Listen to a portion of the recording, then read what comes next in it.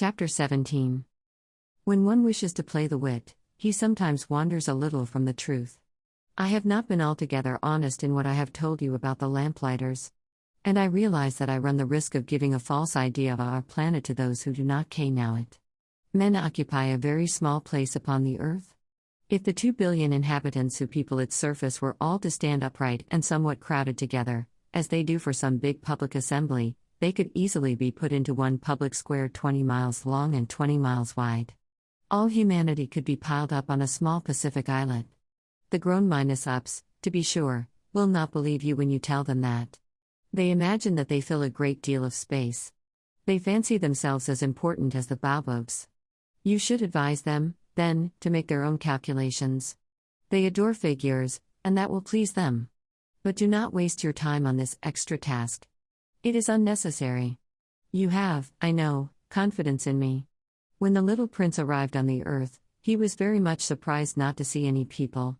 He was beginning to be afraid he had come to the wrong planet, when a coil of gold, the color of the moonlight, flashed across the sand. "Good evening," said the little prince courteously. "Good evening," said the snake. "What planet is this on which I have come down?" asked the little prince. "This is the earth, this is Africa," the snake answered. "Ah. Then there are no people on the earth?" "This is the desert." "There are no people in the desert." "The earth is large," said the snake. The little prince sat down on a stone, and raised his eyes toward the sky. "I wonder," he said, "whether the stars are set alight in heaven so that one day each one of us may find his own again. Look at my planet. It is right there above us. But how far away it is." "It is beautiful," the snake said. "What has brought you here?" "I have been having some trouble with a flower," said the little prince. "Ah," said the snake. And they were both silent. "Where are the men?" The little prince at last took up the conversation again. "It is a little lonely in the desert."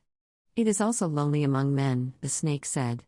The little prince gazed at him for a long time. "You are a funny animal," he said at last. "You are no thicker than a finger."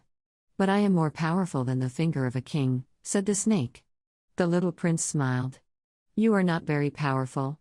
You haven't even any feet. You cannot even travel." "I can carry you farther than any ship could take you," said the snake. He twined himself around the little prince's ankle, like a golden bracelet.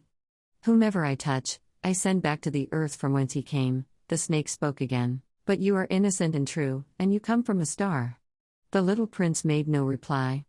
"You move me to pity minus you are so weak on this earth made of granite," the snake said.